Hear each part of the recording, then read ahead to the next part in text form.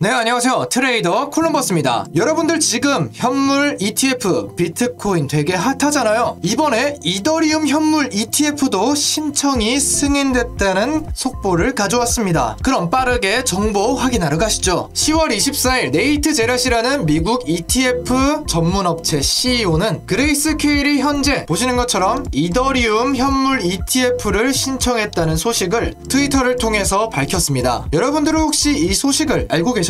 아마 대부분은 몰랐을 텐데요. 제가 생각할 때 그 이유는 우리나라 사람들 중에서 이더리움 홀더가 굉장히 적기 때문이라고 생각을 합니다. 그렇기 때문에 이더리움 호재를 접하는 속도도 느린 것 같죠. 우리나라를 제외하고는 이미 전 세계적으로 이더리움은 큰 거래량을 가지고 가고 있고 거래량 또한 최대치를 기록하고 있습니다. 만약 이전에 있던 정보를 여러분들이 받지 못했더라도 이 정보는 알고 있을 겁니다. 10월 2일 이더리움은 선물 ETF를 출시했었습니다. 하지만 생각보다 큰 기대를 부응하지 못했고 상승 또한 가져가지 못했습니다. 그로 인해서 비트코인 현물 ETF도 혹시 별로 큰 상승이 일어나지 않는 거 아니야? 라는 우려도 있었습니다. 그렇지만 그 우려를 무시하듯 비트코인은 오로지 ETF 승인 기대감에 의해서 무려 4,600만원 선을 돌파하였습니다. 제가 생각할 땐 많은 사람들이 살짝 착각을 하고 있는 것 같습니다. 모든 시장에서 선물 ETF 상품은 현물 수요에는 절대 영향을 줄 수가 없습니다. 그리고 과거에 비트코인이 하락할 때 바로 그때가 선물 ETF 발표 날이었죠. 현재와 동일한 모습을 보여줬습니다. 이번 이더리움과 같이 큰 상승은 없었고 오히려 호재의 소멸이라는 이유로 가격 하락만 나타났었죠. 이렇듯 선물 ETF와 현물 ETF는 다르다는 겁니다. 실질적으로 비트코인의 거래량 자체가 늘어나고 유동성이 많아지기 때문에 지금처럼 크게 가격을 상승시킬 수밖에 없는 거죠. 그리고 블랙록은 애초에 비트코인의 우호적인 기업이 아니었습니다. 오히려 싫어했죠. 그냥 돈만 보고 시장에 들어왔다는 겁니다. 그런데 이 블랙록이 비트코인 현물 ETF 신청을 승인받고 만약 돈의 맛을 본다면 과연 블랙록이 이더리움 ETF를 신청 안 하고 배길 수 있을까요? 저는 당연한 순서라고 생각합니다. 항상 비트코인 다음은 이더리움이었으니까요. 말 그대로 지금은 그레이스케일만 이더리움 현물 ETF 신청을 했지만 이후에는 블랙록 같은 다른 기업들이 전부 다 이더리움 현물 ETF에 신청을 할 거란 말입니다. 그래도 제가 이런 말을 해도 아직 믿지 못하는 분들이 있을 겁니다. 우리나라 사람들은 생각보다 이더리움의 가치를 저평가하고 있기 때문이죠. 당장 국내 유튜브들만 보더라도 이더리움에 대한 소식을 전하는 유튜버는 거의 없죠. 하지만 전 세계적으로 이더리움은 언제나 시총 2위를 기록하는 코인 시장의 2인자 역할을 했었습니다. 혹시 여러분들 이 아래에 있는 알트코인들 왜 코인 시장에서 상위를 점지하고 있는지를 아시나요? 자, 리플부터 봅시다. 리플 같은 경우에는 국제 송금 시장에서 가장 우위를 점하고 있기 때문에 시총 5위까지 올라왔습니다. 그리고 바이낸스 코인 같은 경우에는 바이낸스라는 코인 거래에 있어서 가장 대표적인 거래소의 유동성을 책임지고 있는 코인이기 때문이죠. 테더도 동일합니다. 모든 코인들을 거래할 때 USDT를 사용하기 때문에 테더 코인 또한 상위에 위치할 수밖에 없죠. 그렇지만 이더리움 그 모든 것들에 비해서 살짝 큰 격차로 2위를 차지하고 있습니다. 이 이더리움 항상 어째서 2위를 기록하고 있는 걸까요? 이유는 생각보다 간단합니다. 스테이킹 서비스를 제일 안정적으로 오래 지속했기 때문입니다. 바로 10월 27일 오늘도 스테이킹 비율이 사상 최고치를 기록했다고 합니다. 이 말은 즉 안전자산으로서의 가치가 굉장히 높다는 겁니다. 그럼에도 불구하고 우리나라 사람들이 이더리움보다 리플, 도지코인을 더 선호하는 이유는 아마 유동성이 높기 때문에 큰 가격 변동으로 인해서 재미를 볼 수 있기 때문일 겁니다. 근데 그 말은 반대로 리스크도 높다는 거죠. 해외 투자자들은 조금 다릅니다. 리스크를 높이는 투자보다는 어떻게든 리스크를 줄이기 위한 투자를 선호하죠. 그래서 이더리움을 더욱더 선호하게 되는 것이죠. 지금 여러분들이 보고 있는 건 10월 27일 현재 시간 스마트머니의 출금 순위입니다. 이더리움이 압도적으로 1위를 차지하고 있다는 거 여러분들도 볼 수 있을 겁니다. 이렇게 출금이 많아졌다는 건 매수 후에 출금을 한다는 것이기 때문에 매도 압력 자체의 완화로 작용하는 경우가 많습니다. 굉장히 이더리움의 긍정적인 호재로 작용하는 거죠. 알트코인들의 더 큰 상승 랠리를 위해서는 비트코인도 중요하지만 이렇게 이더리움의 강세가 필요하게 됩니다. 현재 스마트머니들은 지속적으로 이더리움을 매수 후에 거래소 밖으로 출금하는 상황이고 비트코인의 상승 상승분에 대비해서 이더리움은 아직 상승이 강하지 않은 편이지만 동일하게 상승을 가져가면서 지속적으로 강세를 만들어 나가고 있습니다. 쉽게 말해서 아직 본격적인 알트 랠리가 시작되지 않았으니까 만약 알트 불장이 온다면 이번 과열 구간, 조정 구간이 나오는 구간에 분명하게 이더리움의 좋은 매수 기회가 찾아올 겁니다. 저는 그렇게 생각합니다. 우리는 처음 2015년부터 해서 알트코인을 처음 접했을 때 이더리움을